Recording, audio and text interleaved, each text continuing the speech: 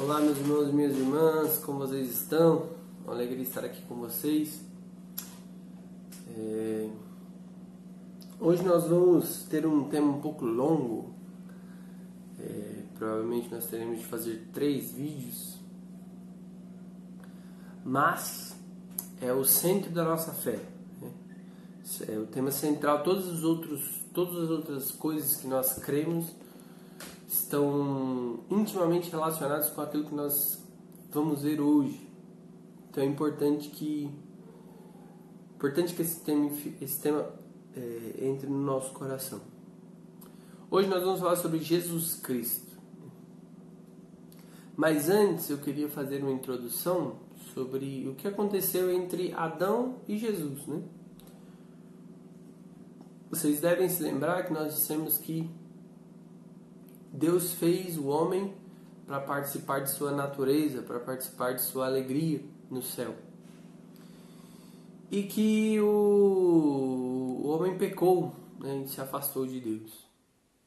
E aí é importante salientar que desde quando o homem pecou, Deus já preparava a vinda de Jesus. No capítulo 3 de Gênesis, não vou ler, mas diz assim: depois que Adão pecou, Adão diz que foi a mulher que deu para ele o fruto. Eva fala que foi a serpente, e Deus fala para a serpente: colocarei inimizade entre ti e a mulher, entre a tua descendência e a dela. Do que ele está falando, né? Quando nós chamamos esse trecho de Gênesis do proto-evangelho, né? Proto quer dizer primeiro, né? Primeiro evangelho. Por quê? Porque ele fala assim: eu colocarei inimizade entre ti e a mulher, entre a tua descendência e a dela. Tu lhe ferirás o calcanhar, mas ela lhe esmagará a cabeça. Quando Deus fala isso para a serpente, e ele fala que colocará inimizade entre ela, a serpente, e a mulher, ele não está falando só de Eva, né? De Eva, porque Eva, pelo contrário, Eva virou amiga da serpente. Eva pecou, né? Deus estava falando de Maria Santíssima, que seria a mulher pela qual viria a descendência que esmagaria a cabeça da serpente, né? Deus diz isso. Ela lhe esmagará a sua cabeça. Esmagar a cabeça de uma serpente é matá-la, né? Então, quem é que matará o pecado? Quem é que destruirá o pecado? É Jesus. Quem é a mãe desta descendência que esmagará a cabeça de Satanás? É Maria Santíssima. Então, ali, no Gênesis, na hora que Adão e Eva são expulsos do paraíso, ali já tem uma promessa de que viria o Messias, né? Muito bem. Então os homens são expulsos do paraíso, e expulsos do paraíso, eles sentem falta de Deus, né? Isso é natural ao ser humano. O ser humano nasceu para Deus, o ser humano nasceu para viver religiosamente, né? As pessoas hoje em dia dizem que não, né? Que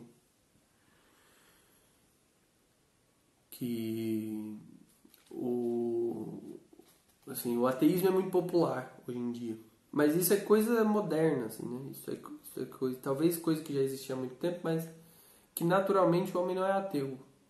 Assim, veja que todas as tribos antigas têm religião. Assim, seja os índios aqui na América do Sul, os índios na América do Norte, os aborígenes na Austrália, os antigos chineses, os antigos asiáticos, as tribos da África, todas as antigas civilizações creem que Deus existe. Isso é natural. Isso é o quê? Isso é sinal de que os homens expulsos do paraíso ainda sentem falta de algo que não está nesse mundo, né?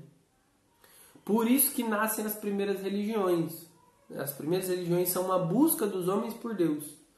Então os homens buscam a Deus nas coisas, né? Então as primeiras religiões nascem do fato de os homens procurarem a Deus. Então todas elas são panteístas. Todas elas acham que a natureza é Deus. Então o raio é Deus, o Deus Sol, Deus Lua, Deus a Terra. Lembra do Hércules? O pai dele é Zeus, né? Zeus é o deus do raio, né? O deus dos deuses dos gregos era o deus do raio. Então, isso acontece por quê? Isso acontece porque os homens são naturalmente religiosos, porque os homens foram feitos para isso, para estarem junto de Deus, mas não estão mais, por causa do pecado. Mas Deus não abandonou o homem. O homem peca, o homem trai a Deus, mas Deus não quer deixar o homem lá, esquecido, perdido, não. Deus decide salvar o seu povo.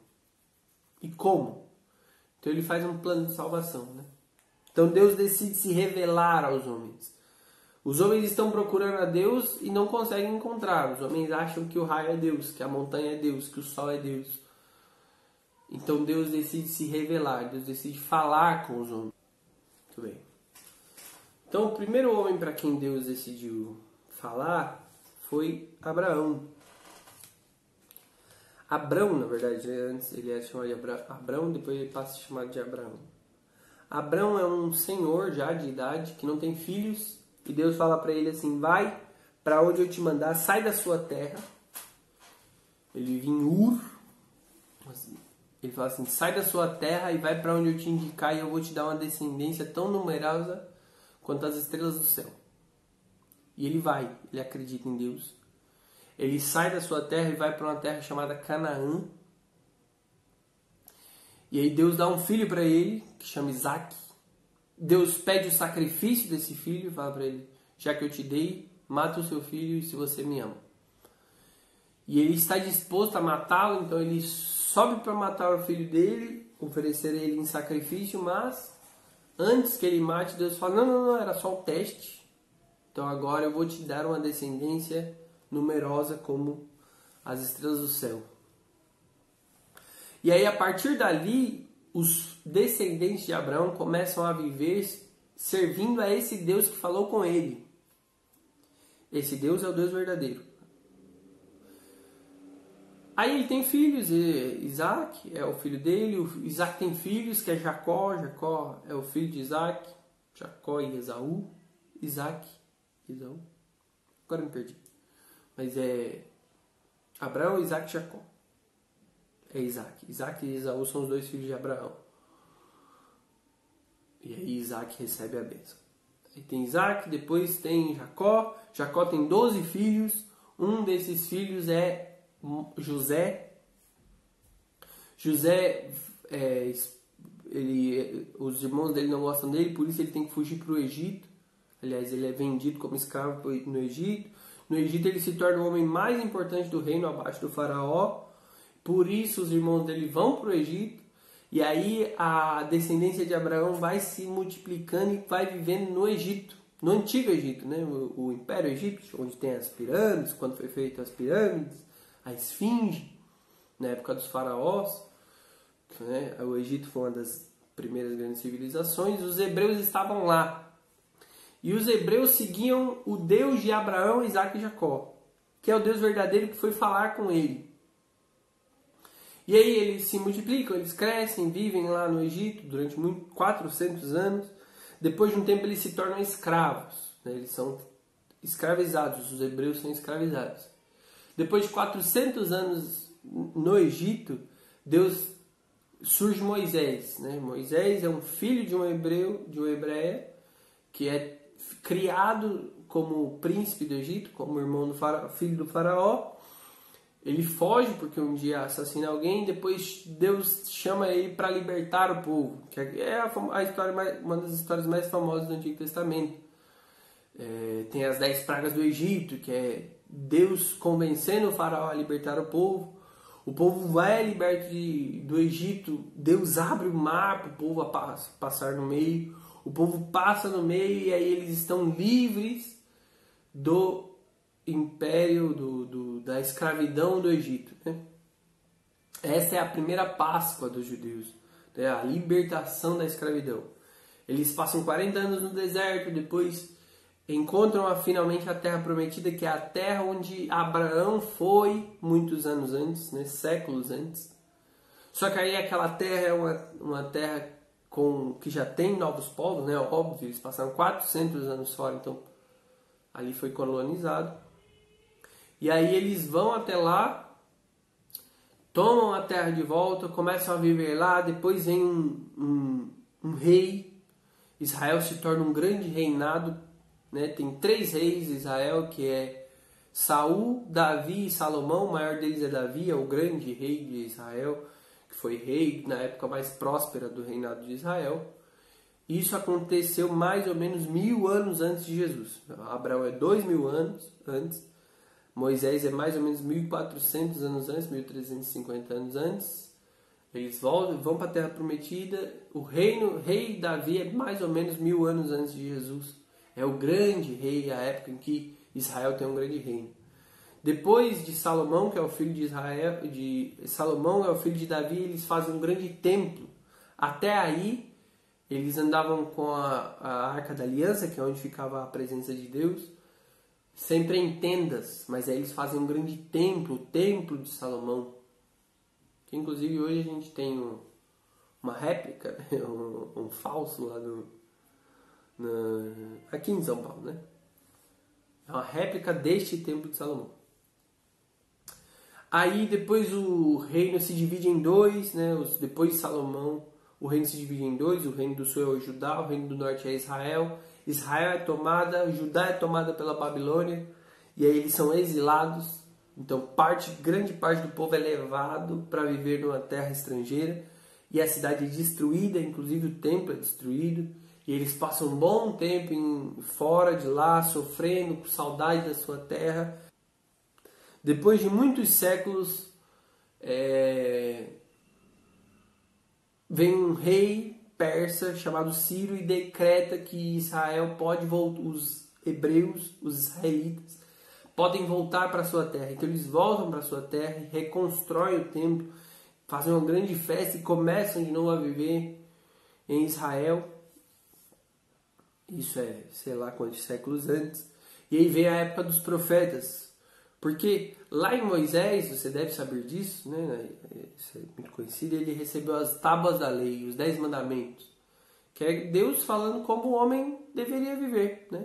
O homem perdido, o homem se vê infeliz, né? O homem está sempre procurando Deus, sempre procurando a felicidade, mas não encontra. Deus fala, eu sei como, porque eu fiz você. E eu sei como você deveria ser, então mostra os 10 mandamentos. Só que os homens não conseguem viver os 10 mandamentos. Nós somos infiéis, nós somos orgulhosos, nós somos pecadores, nós somos viciados. E aí os homens não conseguem viver os 10 mandamentos. Então, sempre Deus levanta homens para falar para o povo se converter, para voltar para a lei de Deus, mas os homens sempre traem a lei. E aí Deus começa a prometer, através dos profetas, que viria um Messias, que Deus salvaria o seu povo, né? Que uma hora o Deus viria um homem, ele seria chamado filho de Deus, seria filho do Altíssimo, ele seria o servo sofredor que pagaria pelos pecados dos homens, libertaria os homens do pecado. Ele seria como um grande rei, um novo rei, o rei do mundo todo, que seria rei do mundo todo, não só de Israel, e que enfim libertaria definitivamente o povo de Israel. O povo de Israel tinha uma visão muito política, mas isso não é aquilo que Deus prometeu, né? Deus prometeu um Salvador, mas a visão dos israelitas sempre foi uma visão de que esse Messias que viria libertaria eles de problemas políticos, porque Israel sempre é dominada por outra nação. Então Israel é dominada pelos egípcios, aí vai para a terra prometida, toma lá, está vivendo bem, aí vem os babilônicos, tomam eles, exilam eles, sofrem e tal, voltam, reconstroem a cidade, depois vem o Império Grego, de Alexandre o Grande, o Império Macedônico, depois vem o Império Romano. Então Israel está sempre esperando um grande libertador que viria libertar Israel. Então esta é a aula introdutória, né? Tudo que eu falei até aqui é a introdução entre Adão e Jesus. Tudo isso aconteceu. Isso é importante para que você entenda que durante 2000 anos entre Abraão e Jesus, Deus preparou um povo, dizendo, eu vou mandar um Messias, vai vir aquele que vos salvará, vai vir aquele que vai nos libertar do pecado. E ele sempre manteve em Israel homens de Deus, os profetas, ao resto de Israel que sempre foi fiel à lei, para mostrar que era possível e para mostrar que Deus não tinha abandonado o povo. Então, até Deus fez isso, né? Deus preparou até o dia que ele encontrou um coração perfeito, um coração que tinha sido preparado por ele para ser a mãe do Salvador.